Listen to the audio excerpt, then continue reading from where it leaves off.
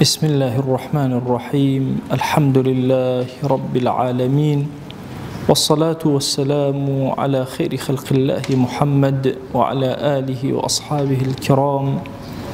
وتابعيهم بإحسان إلى يوم الدين. ربنا أرنا الحق حقا وارزقنا اتباعه، وأرنا الباطل باطلا وارزقنا اجتنابه. ربنا آتنا في الدنيا حسنة وفي الآخرة حسنة وقنا عذاب النار. بەڕێزان و خۆشەویستانم، ژیانی ئەولیا گەورەکان پەیوەندێکی بەهێز لە نێوان ئینسانی موسڵمان و کەسەکانی پێشخۆیە دروست ئەکا، تایبەت ئەوانەی ئەهلی سەڵاح و خواناسی و عالەمی ئیسلامی شاهیدی و وەلیبوونی بۆ داون. پیاوانێکی زۆر گەورە بوون کە خزمەتێکی زۆر گەورەیان بۆ ڕۆحی ئینسانەکان کردووە، بە فکری ئینسانەکان کردووە، بە تەواوی لە عەقیدەی ئیسلامی تێگەیشتون و کاریان لەسەر کردوون.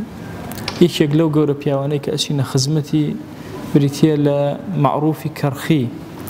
شێخ معروفی کەرخی کە باوکی بە ناوی فەیڕۆز الکەرخی مەشهورە، ئەسڵ خەڵکی بابلە لە نێبتیەکانە، بە مەسیحی لەدایک بووە و لە مناڵیە موسڵمان بووە. خۆی ئەگێڕێتەوە ئەفەرمێ دایک و باوکم منیان دایە دەستی مؤدیبێک کە ئەدەبمدا بدا لەسەر مەسیحیەت. ئەڵێ هەرچی هەوڵیدا لەگەڵما کە تێم بگەێنێ لە ثالث و ثەلاثە کە خوا یەکێکە لە سێدانەکە یا سێهەمی سێدانەکەیە، کە جوبرائیل لەگەڵ عیسا عەلەیهی السەلام لەگەڵ ئەڵڵایە جەلە جەلالوهو کە ئەقانیمی ثەلاثەی مەسیحیەکانە. تقریبا فکری کوردی خۆمانەوە دانراوە کە عیسا و دایکی و خوددا ئەقانیمی ثەلاثە جوبرائیلە، نەک دایکی. فرقەیەکی تر هەیە لە ناو مەسیحیەتە کە پێیان وایە عیسا لەگەڵ دایکە هەردووکیان ئیلاهن، خوددان، کە فکرێکی باڵتیلە. ئەڵێ هەرچی کرد و محاولەی کرد من تێنەگەیشتم لەوە. ئەڵێ دوای لێدام، زۆری لێدام، ئەڵێ منیش ڕام کرد. ئەڵێ کە ڕام کرد دایکم و باوکم زۆر گەڕابوون بە دوامە، زۆر مانوو بوون، زۆر گریا بوون، وتویان بەس کوڕەکە بگەڕێتەوە لەسەر هەر دینێ بێ، ئەمەش چێ سەر ئەو دینە بەس بگەڕێتەوە. ئەڵێ منیش چووم بەرەو بەغدا، ڕام کرد. لە بەغدا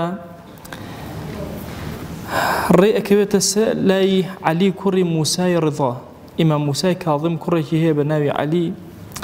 طبعا ئێستا فکری شیعە ئەم زانە گەورە و پایە بەرزانەی وەها لێ کردووە لە زیهنی ئێمەی ئەهلی سوننەیە زۆرێک لە تەشویش دروست بوو. ئەگەر نا ئیمام موسای کاظم هیچ ڕەبتێکی بە شیعەوە نییە، ئیمام عەلی کوڕی موسای کاظم، ئیمام ڕەضا، ئەمانە هیچیان ڕەبتیان بە شیعەوە نییە، هەمووی ئیمامی گەورەی ئەهلی سوننەتن. جەوێکی سیاسی تەشەیوع وەهای کردووە کە لە پشتی ئەمانە خۆیان حەشاردن. ئیتر ئایا فورسە لە پشتەوە یان دەستێکی تری خەفی یەهودیەتەیە من نازانین، مهم ڕەبتێکیان نییە. ئەو شتانەی کە باس ئەکرێت لە حقوقی ئەو پیاوە گەورانە، هەموو ئەوانە ئینسانانی گەورە بوون و ئەهلی زۆر گەورە بوون. تەنانەت عەلی کوڕی موسای ڕضا مەئمون وەسەتی کرد کە لە وتارەکانی ئومەویەکان دەوڵەتێ بۆ خزمەتی ئیسلام ئەگەینە لای، وەسەتی کرد کە لە دوای خۆی ئەو خەلیفە بێت. ئەوەندە پیاوێکی عەزیم و گەورە. یەکێک بۆ لەو کەسانی لە بەغدا زۆر شۆرەتی هەبووە، ئەم مناڵە ئەگاتە لای ئەو ئیمانە هێنە لەسەر دەستی ئەو. ئەفەرمێ دوای چەند ساڵێک گەڕامەوە بۆ لای دایک و باوکم تەقەممان لە دەرگا. ئەڵێ وتیان کێ؟ وتم معروفی کوڕتان. وتیان دەرگاکە نەکەیتەوە چکە وعدمان داوە تۆ لەسەر چ دینەبی لەسەر ئەو دینە ئەبی. ئەڵێ وتم وەڵڵاهی من موسڵمان بووم، وازم لەو ثالیث و ثەلاثە و بەزمەی مەسیحیەت هێناوە. ئەڵێ دایک و باوکم هەردووکیان موسڵمان بوون، جا دەرگاکەیان بۆ کردنەوە.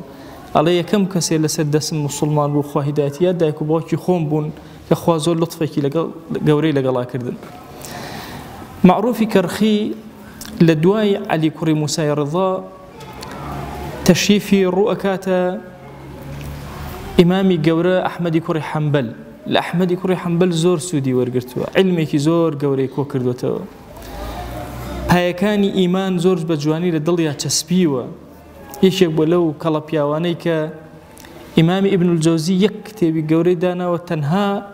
لەسەر چی؟ لەسەر کەرامەتی معروفی کەرخی. ئەوەندە مەشهور بووە لە زەمانی خۆیان کەرامەتی گەورە گەورە لەسەر دەستی ڕووی داوە. پیاوێکی زۆر عەزیمە لەم ئوممەتە. ئەفەرمێ پیاوێکی زۆر سەمح و زۆر دائیمە عەفوی لەگەڵ بەرامبەرەکانی هەڵەبژات. ئەفەرمێ جارێکیان لە کەناری دیجلە دانیشتە بوو لێفەیەکی پێ بوو پێچا بوویەوە شەوان پێی ئەخەوت لەگەڵ موسحەفێکە ئەفەرمی هەردووکی پێکەوە داناویستی دەستنوێژ بگرێ ئافرەتێک هەردووکیانی دزی ئەفەرمی ڕای کرد بە دوایە هاوارێک لە ئافرەتەکە ئەگەر کوڕێکت هەیە بتوانە قورئان بخوێنە پیرەژن موسحەفەکەشت ئەدەمێ ئەڵێ ئەویش هاواری کرد هەر ڕایەکە وتی وەخوا کوڕم نییە وتی دە موسحەفەکە دانێ و لیحافەکان هەمووی ئەوەی کە ئەوی ترە هەمووی بۆ تۆ چکە تۆ ئیسفادەی لێ ناکەی ئەڵێ موسحەفەکەی دانا و ئەوانی تری برد وتی دەی لەوانی تر گردنت ئازابێ ناکاتە دزی خۆم پێت ئەدەم ئەفەرمێ جەماعەتێک ڕۆژێک لە خزمەتیا بوون لەسەر دیجلە پێکەوە بوون لە ئەتباعەکانی ئەڵێ کۆمەڵی گەنجیان بینی ڕەختێکیان ڕێک خستە بوو لەسەر ڕەختەکە لە ناو دیجلەیە خەریکی پێکەنین و گاڵتەوکە بوو ئەوانە بوون ئەڵێ وتیان نەی معروفی کەرخی بۆ دوعایشیان لێ ناکەی خوا ئینتقامیان لێ بکاتەوە خوا ئەوە شوێنی ئەوەیە خەریکی لەهو لەعەبی ئەفەرمێ دەستی بەرز کردەوە هاواری کرد إلهي وسيدي كما فرحتهم في الدنيا أسألك أن كما فرحتهم في الدنيا أسألك أن تفرحهم في الآخرة أي إلهي من وبرستراوي من أي سيد وقوري من بخدا جل جلاله الله خوات شون أم جنجانو للدنيا دل خوش كردوا أو الآخرة دليان خوش الله بيانوت أي معروف كرخي وت ما دعاء لك كثير دعاء بكردن فرمي والله أجر أمانة خوا بيه يدلنا لآخرتها خوشك همويان أهل توبة أبن همويان أجرنا ولا إخوة همويان أبناء أهل جورة وخدمتي أمدينة أما درسي كيزور جورتي وأمتي بيغمر صلى الله عليه وسلم كاتك لاوك أبيني جنجك أبيني تصور كان من جاران زور بيزار بدنجي ماطور يعني همو جارك جنجك أبيني بماطور ونفسيتهم زور بيتيكشوا بڕواکەن ئێستا هیچ نەفسەتم پێی تێک ناچێت تەسەورەکەم لەوە چێ ئەم گەنجە لە بێکاریە لە بێ ئیشیە وا ئەزانێ ئیشێکی زۆر گرنگ و مهم ئەکا دائیمە ئینسان دوعایەکی خەیریان بۆ بکە خۆی ڕێگەی هیدایەت بیان پارێزە لە شەڕ و بەڵا بیان خەرە سەر ڕێگەی هیدایەت ئەو بابەتێکی زۆر گەورەیە ئینسان ئەبێ مجاهدەیەکی زۆر گەورەکە تا ئەگاتە ئەوەی ئەو لاوانەی کە ئەیبینێ لەسەر عسیان و تاوانن هەمیشە دوعای خەیریان بۆ بکە ئەبەدەن کەلیمەیەکی خراپە دەمیان نەیە بەرامبەریان ئەفەرمێ ئەبوو یوسف طەڵەبەی گەورەی ئەبوو حەنیفە طبعا ئەبوو یوسف قاضی القضات بووە لە بەغدایە یعنی لە دوای ئیمام ئەبوو حەنیفە ئەڵەن کەسێکی تر نەبووە بەقەدەر ئەبوو یوسف علمی هەبێ و گەورە بێت حتى لهندي الكتاب كان وها مشهور بمثل لنا وعربة لو كاتا وتوانا أبو حنيفة كأبي يوسف نق أبو يوسف كتلبي أبو حنيفة وكو أبو حنيفة وتوانا أبو حنيفة وكو أبو يوسف واي أو عند أبو يوسف يا عالم وجوربوا بلام أبو يوسف لبروي قضايا ورقرتوا يشيك بولا بازرقان زور جوركاني بغداد وزور دولة من بوا ودائما لمجالس يا أمراء وكسا جوركان ليبون لو زمني خويا مشهور ببوي كبياوي سلطانة أفرميه كاتك وفاتي كرد معروفي كرخيز زور غم دايقرد أتباع كاني بيان ودوتيان كرخو بحساب قاضي القضاء وبياوي سلطانة وأهل الدنيا توبوتي أهوى فرمي والله لخوا جاري كان أم أبو يوسف بيني لخوا ما شو منو بهشته وقصري زور جوان بيني زور نازار بقصرك أنواع وأشكال شتيت يا أبو أو زور رازاب وچندين كز وستاون بو خدمت كردن الله برسام كان أم قصر جوانه هي وتان هي أبو يوسف تبتشي بقيشت أما مشتكي لنا بينين لنا إما زور بجواني ناو باني در نكردوا الله وتان أول بر أوا بتعليمه الناس العلم وصبره على أذاهم لبر خلق فيري علم زوزو كردوا وزور آرامي يقول لسر آزاري خلق هر آزاري عندها أو هيج كاردانوي كي برانبريان نبوه بوي أهل علم زور جورا معروف كرخي أمشتل حقي أبو يوسف كمذهبي عن جوازه فكري عن جوازه تيروانين عن جوازه والله أدب جورا أدب اختلاف بين أمتي في غمر صلى الله عليه وسلم زور جورا بداخل والله أمره لبروي أو أدب اختلاف لنيوان من النماوة تصور كهمو أو ملان رقيان لا يكتر أبي الشيخ رقيان لا يكتر أبي كل أهل الدين همو بشتيان كله تيكتر لمس جوتيك أبيك نامان كريم أمش همو هو كاركي أو ظالبوني الدنيا بس درون ما أنا أوتي أنا جيش نقولية لفهم دين لفكر دين تصور كان لمسألة جورو بتشوكيا لدينا أبدا لخو كسي جورنا بلنا أم دينا إلا سرق لبشتي وهي خوا إيشي بم كسهيك جوري أكل دينا بو إنسان إيمان دار أبي زور أجي لم لا نبي زور احترامي أو كسانة بقولك خوا بروزي كده ونتي أهل علما باحترامه ولا قال أنا ما ملك لعل رب العالمين أم أدب أم أخلاق برزك لبين ما ندرس به ألفت لبين ما ندرس كأمة هالسيته قصي زور جوان وجوريهن معروف كرخي أفرمي الدنيا 4 أشياء هم الدنيا تشوارشت لو تشوار تجاوزناك يا مالا يا خريكي مال بيا كردني يا خريكي قصة كردني يا خريكي خوي يا خريكي خواردني أفرمي لم تشوار زياترني أفرمي مال توشي قمرايتك توشي طغيانتك قصي زور توشي له لعبد أكا خوتني زور شتد بير أباتوا أفرمي و خواردني زور جنا خوشد أخا أفرمي همو دنيا تشوار كان سودي لي ورناقري ور اللي بيناوي خوا هر تشواريان سرفك مالت قصد خوتنت خواردنت تنها وتنها لبيناوي خوايا جل جلاله لزمني خويا أي فرمو ما أكثر الصالحين أي هاوار كان صالح زورا وأقل الصادقين في الصالحين أي هاوار أي كنك صادق كان كمل لنا وصالح كان وتزور أواني يان ادعاء صلاح كانوا صالحين يان فعلا صالحا بلا منقش بلي صادقين تشوكو بلي صادقين لبلي صالحين إيش قولت أفرمي أجر خوي قورا خيري بعبدي لعبد كان ويست درجة عملي لأكاته درجة جدال ومناقشة لداخ خليكي إيش كردنا بسري خوي كذا كاركا بلا ماري أم مسلمان نأدا أو مسلمان ومناقشة وجدل وأوانا خليكي إيش أبي كردوا بو خوي كردوا بو دوروبري خليكي علم أبي خليكي تربية وتزكية نفسي خوي أبي حقيقة وسط جدال ومناقشة خلقه أفرمي أجر خواش بعبدك شر ويست درجة كاني عملي لداخ درجة جدالي لأكاته يتحر خليكي مناقشة وهيك شيء ديالني عمري همو يسرفك لبلاش أفرمي توكل بخوا جل جلاله بستا توكلك أوها حتى وكو همو شكوى همو هاوارك تنهاب ولا يخواب قد نكي بجد بخلكي ببستي شكوى حالي خود لا يخلكي بكي أفرمي زور آقاتا لتشاوتان بيقنجكان أفرمي هرشتك شهوتي جولاندن شاوكاني لي بارزن ولو عن شاة أنثى ولو لمرق به كمرق مينة بابلين أفرمي ولو مرق به كبشتي داب وشراوة بلام زانيت كشهوت أجولي شاوت الراقرة كأو معناك زور قوريتي إنساني إيمان دار لحرام كان أبي زور شاوكاني ببارزي أجد شاوكان نبارة شاوكان بريدة كاتي رب العالمين لقرآن باسي زناءك أفرمي ولا تقربوا الزنا نفرمي الزنا مكة نفرمي النزيق مكة ولا الزنا يكي لوش تانيك يكمين هنقاوي نزيق بنا ولا زنا تشاو هندي فرمي أنا خيالي إنسان دواتر تشاو لا تشاو إنسان توشي هلا يزور قورة أبي بويا حتى تشاو كان يبارزة تايبت شوينة كزاني موقعي تهمية موقعي ويا شهوتي بجولي أبي زور خوي ببارزة أفرمي دوشت هي يكيك للروجة يكيك للشوا وإنساني إيمان دار كخريكي به لزماني خويا لدو سطكاني هجريا أفرمي يكميان للشوا قيام الليل نور للمؤمن يوم القيامة يسعى بين أيديه أفرمي شو نيجا كانت نوري إيمان دار للروجي قيامتها لبيش شاوتوا أو نور لبردستوا الرور وناكيد أدات أفرمي بالروجي شار روجو صيام النهار يبعد العبد من حر السعير وهروها أبي أقايل بي الروجة كان كبروجو أبي همو روجويك تدور أخاته ولا أقر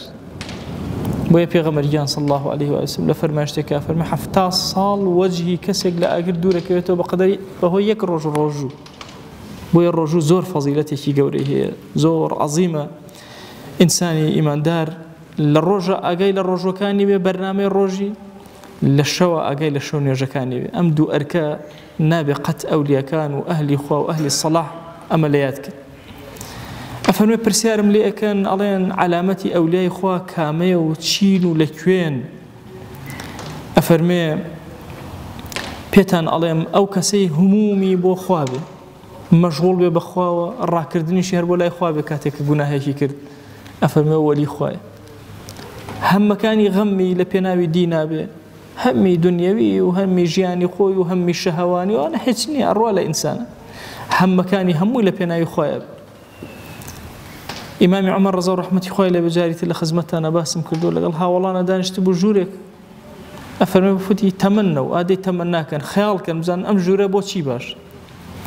یەکێ فەرمووی پڕ بێ لە ئەسپ و ئەسپەکان لە جیهادا سەرف کەم، یەکێوتی پڕ بێ لە ئاڵتون و مگەوهرات و سەرفی کەم لە پێناوی خوا، هەر یەکە و شتێک. فەرمووی من حەزەکەم پڕ بێ لە ئەبا عوبەیدەی جەڕاح ئەمینی ئەم ئومەتە، کاری موسڵمانە پێ بسپێرم. تەمەنای دین بێ، ئینسان خواستەکانی خواستی دین بێ. تەسەوور کە خواستەکان واز لە دنیا بێنە خۆی حەلی ئەکا، فکری خۆت مەشغوڵکە بەوەی چەند پڕۆژەی ترم ئەبێ بۆ دین، چەندێ خزمەت زیاتر ئەەکەم، چەندێ نوێژ زیاتر ئەەکەم، چەندێ تاعەتی زیاتر، چەندێ خەڵک زیاتر پێ ئەگەێنم، چەندێ هاوکار ئەبم. بڕواکەن ئینسان نازانێت لە کوێ و لە چه سووسێکەوە ڕەب العالەمین عەفوی ئەکات و لێی خۆشە. زوبەیدە یەکێک بوو لەو ئافرەتانەی خێزانی هارون الڕەشیدە کە لەو ئافرەتانەی مەشهور بووە لە بەغدا، خزمەتی زۆر گەورەی کردو. لە زەمەنی خۆیان ئاوی زەمزەمی لە مەدینەوە هێناوە بۆچی بۆ ناو بەغدا. تەسەوورکەن ئاوی زەمزەم لە مەککەوە نەقڵ کراوە بۆ مەدینە، لە مەدینەشەوە نەقڵ کراوە بۆ کوێ؟ بەو ڕێگەیانەوە چەند شوێن خەڵک ویستبێتی لابە ئاوی زەمزەمی دەستکەوتو. هەمووی عاقڵی ئەو ئافرەتە بۆ کە زوبەیدەیە، گەنجەکانی ناو بەغدا هەمووی کێژنی بۆ هێنان، زوبەیدەژنی بۆ هێنان. پرۆژەی زۆر گەورەی هەبوو لە ڕێگەوبان، لە مەدارسی گەورە، لە مستەشفا و خەسەخانە. یەکێ لە غوڵامەکانی ئەڵێ کاتێککە وەفاتی کرد زوبەیدەم بینی، وتم زوبەیدە بەچی خوا لێت خۆش بوو؟ ئەڵێ بڕواکە بە 2 ڕەکەعات لە شەوێکا کردم بە پەلە، هەڵسام خەوم لێ نەئەکەوت، هەڵسام لەبەر خاتی خوا 2 ڕەکات نوێژم کرد، خوا لەبەر خاتی ئەو 2 ڕەکاتە عەفوی کرد. ئێمە نازانین خوا لەکوێ عەفومان ئەکا، لە چیا لێمان خۆشە بێ. بۆیە زۆر گرنگە هەر یەکێک لە ئێمە لە ژیانی خۆیە، لە حەیاتی خۆیە، لە جۆرەکانی عیبادەت بەشداری کردبێ، هەمەکانی هەممیەوە بێ. لە کام مزگەوتێکت بینی لە هەر سوچێکە بڕۆ نوێژی تیا بکە، لەوە چێ 2 ڕەکاتی یەکێک لەو نوێژانە فریای تۆ بکە. هەر بەردەن نوێژێکت بینی نوێژێکی لەسەر بکە، شوێنێکی ذیکرت بینی مەجلیسێکی ذیکر بچۆ تۆزێ لێلا بدە و 2 کەلیمە سوود وەرگرە، لەعەلە یەکێک لەو مەجالیسانە ئەبێتە مایە ئەوەی کە خۆی گەورە لێت خۆش بێ. پیاوێ ساڵح ئەبینی تەڵەبی لێ بکە، دوعایەکی خێرت بۆ بکە، لەعەلە ڕەب العالەمین بەهۆی ئەوە لەو ئەچێ سەردانی نەخۆشێ، لەو ئەچێ چوون بۆ سەر گۆڕستانێ، هەر یەکەمان لە سوچێک لە سوچەکانەوە خوا دەروی خێری لێ بکاتەوە لێی خۆش بێ. ئومێد دەکەین و داوا ئەکەین، ئەڵێن یا ئیلاهی داوات لێ ئەکەین بە ناوی جوانت وە صیفەتی بەرزە بە ئیسمی عەظەمت، ڕەحمەت و بەرەکاتی خۆت بەسەرمانە ببارێنە، عەفو و عافیەتی خۆت بەسەرمانە ببارێنە، ئیمانمان دامەزراوکە یا ئەکرەم الئەکرەمین، لێمان خۆش بە یا ڕەب العالەمین. یا ڕەبی خوایە چۆن بارانی بە ڕەحمەتمان بۆ ئەبارێنی، یا ئیلاهی ئاوە ئەنواری ڕەحمەتی خۆت بەسەر دڵمانە ببارێنە، بمان کەرە کەسانێک زۆر خواناس، زۆر ئەهلی دین، دڵمان پەیوەستی خۆت کە هەمەکانمان بکەرە هەم بۆ لای خۆت، مەشغوڵمان کە بەکاری خۆتەوە یا ڕەب العالەمین. ئیلاهی ئەگەر گوناهێکمان کرد دەرگاکانی خۆتمان لێ دامەخە یا ڕەب العالەمین، بمان گێڕەوە لای خۆت یا ئەکرەم الئەکرەمین، نێوچەوانمان بگرەوە بەرەو لای خۆت یا ڕەب العالەمین. خوایە عەفو و عافیەتی خۆت بەسەرمانە ببارێنە، کەڕەمی خۆت بەسەرمانە ببارێنە، ئیلاهی لێت ئەپاڕێنەوە لێت ئەلاڵێنەوە، ئیمانمان دامەزراوکە یا ئەکرەم الئەکرەمین. یا ئیلاهی لەم زەمەنی فیتنە خۆمان و ماڵ و مناڵمان و وەچەکانمان، یا ئیلاهی ئومەتی پێغەمبەر صلی الله علیه وسلم سپاردەی تۆ ئەکەین، ئەی ئەو کەسەی سپاردە لای تۆ زایە نابێ، زایەمان مەکە لەم ڕێگایە یا ڕەب العالەمین. ئیلاهی پەنامان بدە لە شەهوەت، پەنامان بدە لە غەفڵەت، پەنامان بدە لە ڕیا، پەنامان بدە لە تەکەبور، پەنامان بدە لە عوجب، پەنامان بدە لە ترسنۆکی، پەنامان بدە لە کوفر، پەنامان بدە لە فەقیری، پەنامان بدە یا ئەکرەم الئەکرەمین لە نیفاق، خوایە پەنامان بدە لە چاوی پیس، پەنامان بدە لە دڵی پیس. یا ئیلاهی داوات لێ ئەکەین خۆت سەرپەرشتی کارەکانمان کە مەمان دەرە دەستی خۆمان یا ڕەب العالەمین، تۆ خۆت قبوڵێکی گەورەمان بدەرێ، تۆ خۆت ئیمانێکی سەلامەتمان بدەرێ. ئیلاهی لێت ئەپاڕێنەوە لێت ئەلاڵێنەوە، عەفو و کەڕەمی خۆت بەسەرمانە ببارێنە، عەفو و کەڕەمی خۆت بەسەر دایک و باوکمانە ببارێنە، عەفو و کەڕەمی خۆت بەسەر خوشک و براکانمانە ببارێنە، عەفو و کەڕەمی خۆت بەسەر خزم و کەسوکارمانە ببارێنە. یا ئیلاهی عەفو و کەڕەمی خۆت بەسەر ئومەتی پێغەمبەرە صلی الله علیه وسلم ببارێنە، يا إلهي عفو كرمي خود بسر خزان ومنال وهاوسر وچمانە تا ڕۆژی قیامەت ببارێنە إلهي عفو كرمي خود بسر ما وصو قتابي ما نببارنا يا إلهي عفو كرمي خود بسر خوشويستان ما نببارنا پروردگارا هر کس ما فيك لا يا يا إلهي عفو كرمي خود بسر يا ببارنا وعفويا يا رب العالمين إلهي داود لي أكين بناوي جوانت بصفتي برز باسم عظمت بأمتي بيغمر صلى الله عليه وسلم قبل من كبشوين كوتي أول من قرأ جيان من برك لبركات يا إلهي پنا أقرن بتو لفتنة كاني أم زمانة پنا أقرن بتو لفتنة مسيحي دجال پنا أقرن بتو لفتنة كاني خواناسي من پنا أقرن بتو للشياطين إنس الجن يا ربي خوايا هاوار ولايتو إهانين الزليل دسي مروفا كان من مكة يا إلهي الزليل ناو سجن كان من مكة الزليل سرجيقا من مكة محتاج دسي مروف من مكة يا إلهي هرشي أوي أمان خير بو دين ودنيا من بيمن عطاك أو من بحال ومال مال دارك أو من بمنال منالي بي عطاك أو من بمنال منالي صالحك أو من قرزار قري سرشاني سوك أو من كم رزق حلال زيادك يا إلهي أو من برزق رزقك بر بركتك يا إلهي أو من نخوش الشفاء بو بنيرا پروردگارا هر نخوشك من هي شفاء ما بو بنيرا إلهي أو نخوشي بيمان زاني وبيمان نزاني والشفاء تنها لا يتويا يا إلهي ممان در دسي داو درماني أمرو يا إلهي تخوش شفاء ما ببنيرا پروردگارا لد أبارينا ولد ألالينا